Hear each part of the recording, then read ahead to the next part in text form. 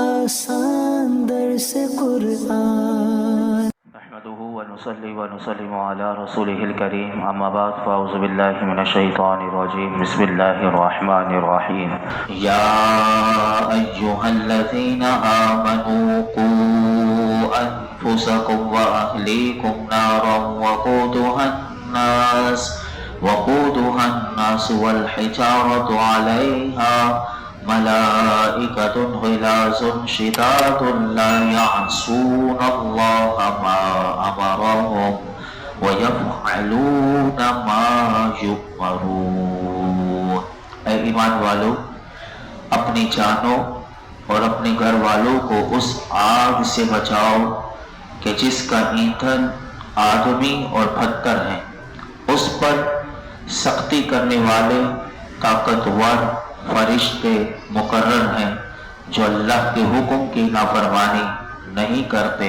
اور وہی کرتے ہیں جو انہیں حکم دیا جاتا ہے. سورہ تحریم کی آیت نمبر 6 اللہ رب العالمین نے ارشاد فرمایا، اے ایمان والو، اللہ اور اس کے رسول صلی اللہ علیہ وسلم کی فرما برداری اختیار کر کے عبادتیں بجا لا کر گناہوں سے باز رہ کر اپنے گھر والوں کو نیکی کی ہدایت اور برائی سے ممانعت کر کے، بدی سے ممانعت کر کے، انہیں علم و ادب سکھا کر اپنی جانوں کو بھی اور اپنے گھر والوں کو اس آگ سے بچاؤ کہ جس کا ایندھن آدمی اور پتھر ہیں. یہاں مفسرین کہتے ہیں آدمی سے مراد کافر بھی ہے اور پتھر سے مراد بت وغیرہ مراد ہیں. معنی یہ بنا کہ فرمایا کہ جہنم کی آگ بہت ہی شدید حرارت والی ہے کہ جس طرح دنیا کی آگ لکڑی وغیرہ سے جلتی ہے، فرمایا جہنم کی آگ اس طرح نہیں جلتی بلکہ ان چیزوں سے جلتی ہے کہ جس کا ذکر اللہ نے اس آیت کریمہ میں کیا کہ آدمی اور پتھر ہیں کہ جس سے جہنم کی آگ کو مزید جلایا جائے گا. اور مزید اس جہنم کا تعارف کرواتے ہوئے فرمایا کہ جہنم پر ہم نے ایسے فرشتے مقرر کر رکھے ہیں کہ جو جہنمیوں پر سختی کرنے والے ہوں گے، اور فرمایا کہ انتہائی طاقتور وہ فرشتے ہیں اور ان کی طبیعتوں میں رحم نہیں. اور کیوں؟ فرمایا کہ اس لیے کہ وہ اللہ نے ان کی ڈیوٹی ایسی لگائی کہ اگر طبیعتوں میں رحم ہوگا تو وہ رحم کریں گے، لیکن ان کی طبیعتوں میں رحم اس لیے نہیں رکھا گیا کیونکہ جہنمی کیونکہ اللہ کے نافرمان بندے ہوں گے. تو فرمایا کہ یہ فرشتے ایسے ہیں کہ یہ اللہ کے حکم کی نافرمانی نہیں کرتے، اور ان فرشتوں کو جو حکم اللہ کی طرف سے دیا جائے گا وہ فرشتے اسی کام کو بجا لائیں گے. اس آیت سے مفسرین فرماتے ہیں کہ جہاں ہمیں معلوم ہوا کہ مسلمان کو اپنی اصلاح، اپنی کردار کو اور اپنے آپ کو اللہ اور اللہ کے رسول کی فرما برداری کر کے عبادتیں بجا لا کر اور اپنے آپ کو گناہوں سے باز رکھ کر جس طرح پاکیزہ زندگی اس نے گزارنی ہے، فرمایا اسی طرح اس کے لیے اس آیت کریمہ میں یہ بھی پیغام ہے کہ اپنے اہل خانہ کی اسلامی تربیت اور تعلیم و تربیت کرنا اس مسلمان کے لیے بھی ضروری ہے. لہٰذا ہر مسلمان کے لیے اس آیت کریمہ میں پیغام ہے کہ وہ اپنے بیوی بچوں اور گھر میں جو بھی افراد اس کے ماتحت ہیں ان سب کو اسلامی احکامات کی تعلیم دے یا دلوائے. اگر نہیں دے سکتا تو دلوائے، خود بھی لے اور اپنے گھر والوں کو بھی اسلامی تعلیمات دلوائے اور انہیں اسلامی تعلیمات کے سائے میں ان کی تربیت کرے تاکہ یہ شخص جو مسلمان ہے وہ خود بھی جہنم کی آگ سے بچے اور اس کے گھر والے بھی جہنم کی آگ سے بچے. ورنہ ہمارے ہاں معاشرے میں یہ ہوتا ہے کہ میں جہنم سے اگر بچ سکتا ہوں تو بچ جاؤں، میرے گھر والے نہیں بچتے چاہے وہ جہنم میں جائیں. یہ نہیں، بلکہ اس آیت کریمہ میں یہ پیغام دیا گیا کہ وہ اپنے گھر والوں کی بھی اصلاح کی طرف آئے. میں آپ کے سامنے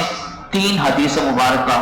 رکھتا ہوں کہ جس میں اہل خانہ کی اسلامی تربیت کرنے اور ان سے احکام شرعیہ پر عمل کروانے سے متعلق اللہ کے رسول صلی اللہ علیہ وسلم نے کیا ارشاد فرمایا. توجہ کے ساتھ سنیے تو آپ کو سمجھ میں آئے گی۔ بخاری شریف میں یہ حدیث پاک موجود ہے کہ حضرت عبداللہ بن عمر رضی اللہ عنہما سے روایت ہے کہ رسول اللہ صلی اللہ علیہ وسلم نے ارشاد فرمایا۔ اب دیکھیں اس حدیث میں حضور نے سب کا بتا دیا کہ یہ نہ سمجھے کہ صرف یہ مسجد کے امام کی یا علماء کی ڈیوٹی ہے کہ وہ لوگوں کی اصلاح کریں، وہ لوگوں کو اسلامی تربیت و تعلیم دیں۔ اب دیکھیے غور کیجئے اس حدیث پاک میں کہ سب کے لیے حضور نے الگ الگ کیسے فرمایا۔ میرے آقا علیہ الصلوۃ والسلام ارشاد فرماتے ہیں تم میں سے ہر شخص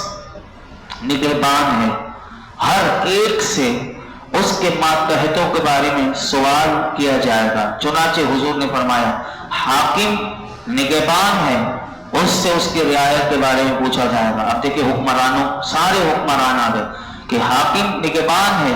اس سے اس کی رعایت کے بارے میں پوچھا جائے گا، یعنی وہ حاکم بنا تھا تو اس نے رعایت کے بارے میں اس نے کیسا خیال رکھا نہیں رکھا، سارا جواب دینا پڑے گا۔ فرمایا آدمی اپنے اہل خانہ پر نگہبان ہے، اس سے اس کے اہل خانہ کے بارے میں پوچھا جائے گا۔ اب اس سے پوری مملکت کے بارے میں نہیں پوچھا جائے گا، اپنے گھر والوں کا جو نگہبان ہے، جو سربراہ ہے، اس سے اس کے بارے میں پوچھا جائے گا۔ پھر تیسرے نمبر پر حضور نے فرمایا عورت اپنے شوہر کے گھر میں نگہبان ہے، اس عورت سے اس کے بارے میں پوچھا جائے گا۔ نمبر 4 خادم اپنے مالک کے مال میں نگہبان ہے۔ اب دیکھیے یہ سلسلہ چلتا رہتا ہے کہ ہر بندہ نوکر بھی رکھتا ہے اور یہ سلسلہ چلتا رہتا ہے کاروبار میں، تو فرمایا خادم اپنے مالک کے مال میں نگہبان ہے، اس سے اس کے بارے میں سوال ہوگا۔ آدمی اپنے والد کے مال میں نگہبان ہے، اس سے اس کے بارے میں پوچھا جائے گا۔ اب دیکھیے بیٹا ہے تو اس سے پوچھا جائے گا، بھائی ہے تو اس کے پوچھا جائے گا۔ آدمی اپنے والد کے مال میں نگہبان ہے، اس سے اس کے بارے میں پوچھا جائے گا۔ پھر میرے آقا فرماتے الغرض تم میں سے ہر شخص نگہبان ہے، اس سے اس کے ماتحتوں کے بارے میں سوال ہوگا۔ دیکھیے کتنا کھول کر حضور نے اس حدیث پاک میں بیان کر دیا۔ اب دیکھیے کہ دوسری حدیث ابو داؤد شریف میں ہے، حضرت عبداللہ بن عمرو رضی اللہ عنہما روایت کرتے ہیں کہ سید المرسلین صلی اللہ تعالی علیہ وسلم نے ارشاد فرمایا اپنی اولاد کو 7 سال کی عمر میں نماز پڑھنے کا حکم دو، اور جب وہ 10 سال کے ہو جائیں تو انہیں مار کر نماز پڑھاؤ اور ان کے بستر الگ کر دو۔ اب دیکھیے اس حدیث میں غور کریں تو بچوں کو 7 سال کی عمر سے ہی نماز کی طرف لانا یہ کتنا والدین کی ذمہ داری ہے کہ وہ خود نماز کے پابند ہوں، اپنے بچوں کو 7 سال میں 3 سال یعنی اس کی ایسی تربیت کرے کہ وہ نمازی بن جائے۔ فرمایا 10 سال میں بھی نہ وہ نمازی بن پائے تو اب انہیں مار کر سختی کر کے انہیں نمازی بناؤ، یعنی یہ نماز کا اہتمام۔ اور 10 سال میں کیونکہ وہ سمجھدار ہو جاتا ہے تو بھائی بہن ہوتے ہیں تو اب فرمایا کہ ان کے بستر الگ کر دو، یعنی اسے شرم حیا اس بچے کے اندر ایسی ڈال دی جائے کہ اسے پتہ ہونا چاہیے کہ حیا کتنی بڑی چیز ہے، تو یعنی 10 سال کی عمر سے اس بچے کے اندر حیا ڈال دی جائے۔ اب اگلی حدیث یہ بھی حدیث پاک ابو داؤد شریف میں ہے، اور دیکھیے کہ کتنا زبردست، اگر اتنا اچھا ماحول ہو تو پھر دیکھیے کہ میاں بیوی کا رشتہ بھی کتنا زبردست ہوتا ہے۔ اب دیکھیے اس حدیث میں میرے آقا علیہ الصلوۃ والسلام نے کیا فرمایا۔ حضرت ابو ہریرہ رضی اللہ تعالیٰ روایت کرتے ہیں کہ رسول کریم صلی اللہ علیہ وسلم نے ارشاد فرمایا اللہ تبارک و تعالیٰ اس شخص پر رحم فرمائے جو رات میں اٹھ کر نماز پڑھے۔ اب دیکھیں 5 وقت کی تو نماز کا پابند ہے، لیکن اگلا 6ٹھی نماز تہجد کی نماز کے لیے میرے آقا فرماتے ہیں اللہ اس شخص پر رحم فرمائے جو رات میں اٹھ کر نماز پڑھے اور اپنی بیوی کو بھی نماز کے لیے جگائے، اگر وہ نہ اٹھے تو اس کے منہ پر پانی کے چھینٹے مارے۔ اللہ تعالیٰ اس عورت پر رحم فرمائے کہ جو رات کے وقت اٹھے پھر نماز پڑھے اور اپنے شوہر کو جگائے، اگر وہ نہ اٹھے تو اس کے منہ پر پانی کے چھینٹے مارے۔ اب یہاں پر مفسرین ایک بات کہتے ہیں کہ یہ پانی کے چھینٹے، بعض لوگوں کی طبیعت ہوتی ہے کہ وہ غصہ کر جاتے ہیں کہ میرے منہ پہ پانی کیوں مارا، تو وہ ایسی طبیعت بھی ہوتی ہے کہ مجھے اٹھانا تھا تو دوسرے طریقے سے، تو یہاں مفسرین کہتے ہیں کہ یہ پانی کے چھینٹے مارنے کی اجازت اس صورت میں ہے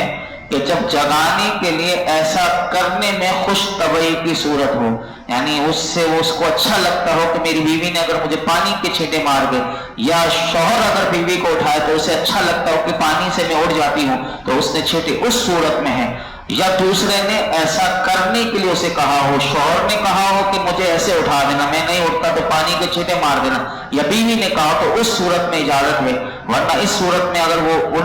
ان کی طبیعت اس طرف مائل نہ ہو تو پھر جس طرح اٹھ سکتے ہوں اس طرح اٹھے۔ یہ ہے آپس میں محبت، اور اس وقت کیسی اللہ کی رحمت برس رہی ہوتی ہے۔ ایک اور حدیث پاک بیان کر کے میں اگلی آیت کی طرف آتا ہوں کہ میرے آقا علیہ الصلوۃ والسلام نے ارشاد فرمایا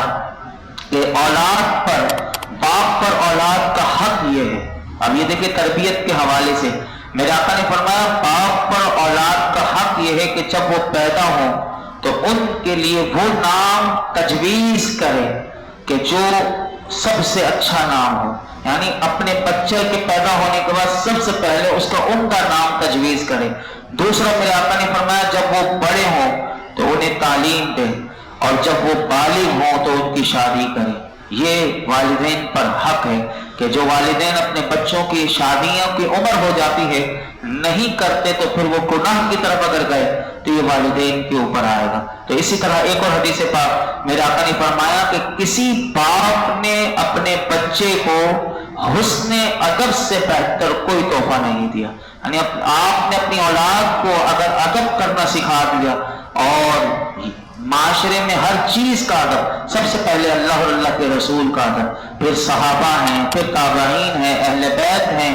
اولیاء ہیں، پھر ماں باپ، بہن بھائی، معاشرے میں سب کے ادب اگر والدین نے اگر اپنی اولاد کو ادب سکھا دیا تو میرے آقا فرماتے ہیں کہ کسی باپ نے اپنے بچے کو حسن ادب سے بہتر تحفہ کوئی نہیں دیا۔ اور دیکھیے کہ ادب والے بچے سب کو اچھے لگتے ہیں، ادب جتنا ہو، اسی لیے کسی نے کیا خوبصورت بات کہی کہ جتنا با ادب ہوگا اتنا با نصیب ہوگا، اور جتنا بے ادب ہوگا اتنا بے نصیب ہوگا۔ اللہ تعالیٰ کی بارگاہ میں دعا کرتے ہیں اللہ تعالیٰ ہمیں اپنے اہل خانہ کی صحیح اسلامی تعلیم و تربیت کرنے کی توفیق عطا فرمائے۔ کیونکہ اسی آیت پر میں روکتا ہوں پھر انشاءاللہ کل، لیکن اس حوالے سے میں آپ کے سامنے ایک عرض کر دوں کہ ایک حکایت بھی علماء نے لکھی کہ دیکھیے کہ جہنم سے ڈرایا گیا اس آیت میں کہ اللہ نے کیا فرمایا کہ اس جہنم پر طاقتور فرشتے موجود ہیں اور مقرر ہیں کہ جو سختی کرنے والے ہوں گے اور جو